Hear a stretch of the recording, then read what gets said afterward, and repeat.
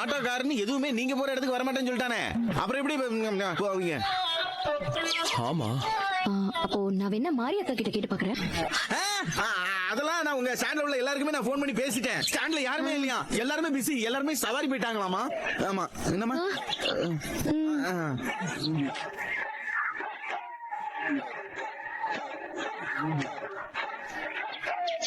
அனி, எங்களுக்கு ஒண்ணும் இல்ல. அவங்க சவாரி முடிச்சு வந்து உங்களுக்கு உட்காருங்க. ஏக்கா உட்காருக்கா.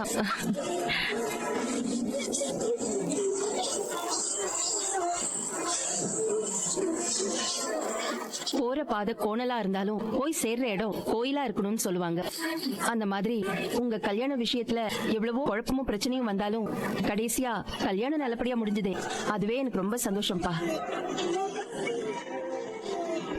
உன் வாழ்க்கையை நினைச்சு கவலைப்பட்டு இருந்த எனக்கு இப்பதான் என் மனசுக்கு ரொம்ப நிறைவா இருக்குதானோ.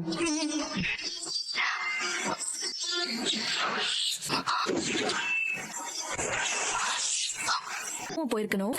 எனக்கு தெரிஞ்சு அதுக்கு வாய்ப்பே இல்ல. இல்ல அந்த கோவமே பொய்யா இருக்கணும். இது எல்லாமே நீங்க எல்லாரும் சேர்ந்து போட்ட நாடகமா இருக்கணும். நான் கோவப்பட்டு கோவில விட்டு போற மாதிரி போறேன், அதுக்கப்புறமா நீங்க தாலி கட்டிக்கங்க, மரம் வீட்டு விருந்துல நம்ம எல்லாரும் ஒண்ணு சேர்ந்துக்கலாம்னு சொல்லிருக்கணும்.